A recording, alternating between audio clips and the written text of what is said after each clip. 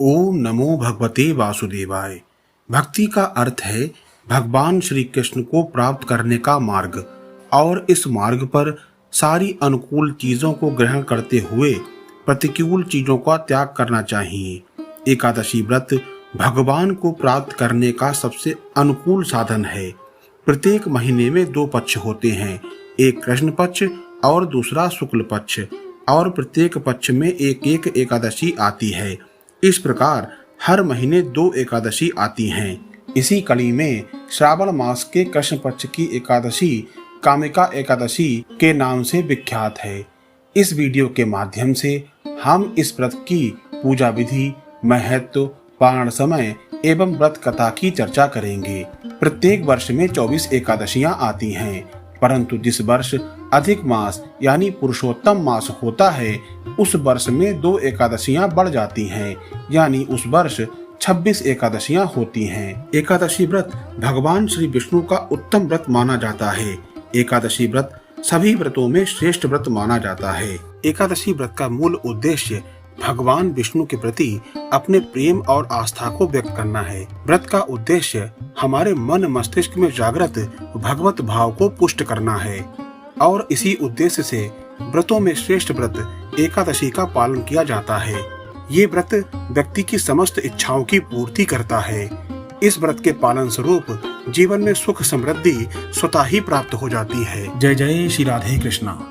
मैं राधा चरण दास आप सभी का अपने YouTube चैनल में स्वागत करता हूँ। आप सभी को रमा एकादशी की हार्दिक शुभकामनाएं। आप सभी को मेरा जय जय श्री हित हरिवंश। ओम विष्णवे नमः। जय श्री हरे कृष्णा। युधिष्ठिर ने पूछा, जनार्दन, मुझ पर आपका स्नेह है, अतः कृपा करके बताइए कार्तिक के कृष्ण पक्ष में कौन सी एकादशी होती है। भगवान मधुसूदन बोले, राजन, कार्तिक के कृष्ण पक्ष में जो परम कल्याणमयी एकादशी होती है वह रमा के नाम से विख्यात है।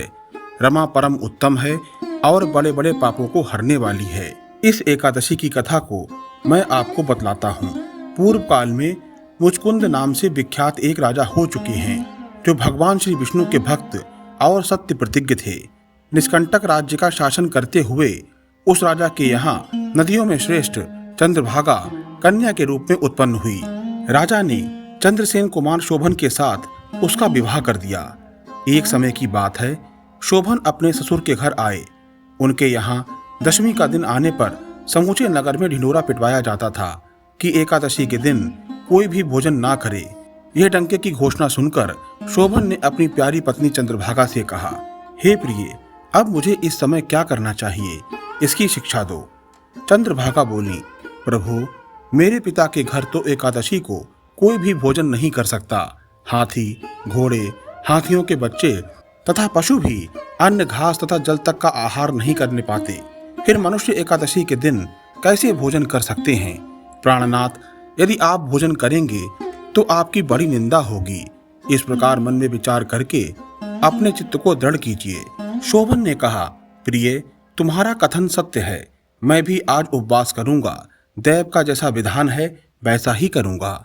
भगवान श्री कृष्ण कहते हैं, इस प्रकार दृढ़ निश्चय करके शोभन ने व्रत के नियम का पालन किया। क्षुधा से उसके शरीर में पीड़ा होने लगी, अतः वे बहुत दुखी हुए।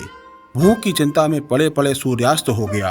रात्रि आई, जो हरि पूजा पारण तथा जागरण में आसक्त वैष्णव मनुष्यों का हर्ष बढ़ाने वाली थी, परंतु वही रात्रि शोभन के लिए अत्यंत दुखदायिनी हुई। सूर्योदय होते होते उनका प्राणांत हो गया। राजा मुचुकुंद ने काष्ठों से शोभन का दाह संस्कार कराया। चंद्रभागा पति का पारलौकिक कर्म करके पिता के घर पर ही रहने लगी। नृपश्रेष्ठ रमा नामक एकादशी के व्रत के प्रभाव से शोभन मंदराचल के शिखर पर हुए परम रमणीय देवपुर को प्राप्त हुआ। वहां शोभन द्वितीय कुबेर की भांति शोभा पाने लगा। राजा मुचकुंद के नगर में सोम शर्मा नाम से विख्यात एक ब्राह्मण रहते थे। वे तीर्थयात्रा के प्रसंग से घूमते हुए कभी मंदराचल पर्वत पर गए। वहां उन्हें शोभन दिखाई दिए। राजा के दामाद को पहचानकर वे उनके समीप गए। शोभन भी उस समय दुष्श्रेष्ठ सोम शर्मा को आया जान शीघ्र ही आसन से उठकर खड़े हो गए और उन्हें प्रणाम किया। फिर क्रमशः अपने ससुर राजा मुचकुंद का, प्रिय पत्नी चंद्रभागा का तथा समस्त नगर का कुशल क्षेम पूछा। सोम शर्मा ने कहा, राजन, वहाँ सबकी कुशल है। यहाँ तो अद्भुत आश्चर्य की बात है, ऐसा सुंदर और विचित्र नगर तो कहीं किसी ने भी नहीं देखा होगा। बताओ तो सही, तुम्हें इस नगर की प्राप्ति कैसे हुई? शोभन बोले, द्विजेंद्र, कार्तिक के कृष्ण पक्ष में जो रमा नाम की एकादशी होती है, उसी का व्रत करने से मुझे ऐसे नगर की प्राप्ति हुई है। ब्राह्मण, मैंने श्रद्धाहीन होकर इस उत्तम व्रत का अनुष्ठान किया था, इसीलिए मैं ऐसा मानता हूँ कि ये नगर सदा स्थिर रहने वाला नहीं है। चंद्रभागा से ये सारा वृत्तांत कहिएगा। शोभन की बात सुनकर सोम शर्मा ब्राह्मण मुचकुंदपुर में गए और वहां चंद्रभागा के सामने उन्होंने सारा वृत्तांत सुनाया। सोम शर्मा बोले, शुभे, मैंने तुम्हारे पति को प्रत्यक्ष देखा है तथा इंद्रपुरी के समान उनके दुदर्श नगर का भी अवलोकन किया है। वे उसे अस्थिर बतलाते हैं, तुम उसको स्थिर बनाओ। चंद्रभागा ने कहा, वनवृषि, मेरे मन में पति के दर्शन की लालसा लगी हुई है, आप मुझे वहां ले चलिए। मैं अपने व्रत के पुण्य से उस नगर को स्थिर बनाऊंगी।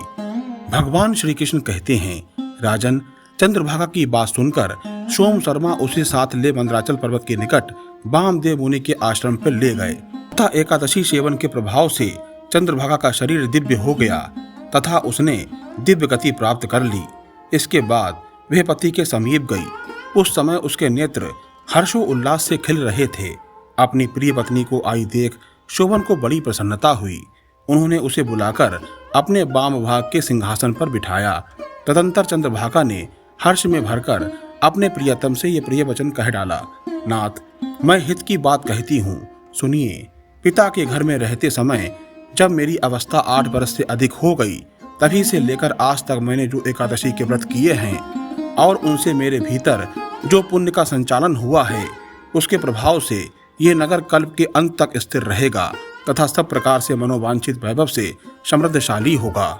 इस प्रकार दिव्य व्रत के प्रभाव से चंद्रभागा भोग, दिव्य रूप और दिव्य आभरणों से विभूषित हो अपने पति के साथ मंदराचल के शिखर पर विहार करती है। राजन, मैंने तुम्हारे समक्ष रमा नामक एकादशी के व्रत का वर्णन किया है। यह चिंतामणि तथा कामधेनु के समान सभी मनोरथों को पूर्ण करने वाला है। मैंने दोनों पक्षों की एकादशी व्रतों का पापनाशक महत्व बताया है। जैसी कृष्ण पक्ष की एकादशी है, वैसे ही शुक्ल पक्ष की भी है। उनमें भेद नहीं करना चाहिए।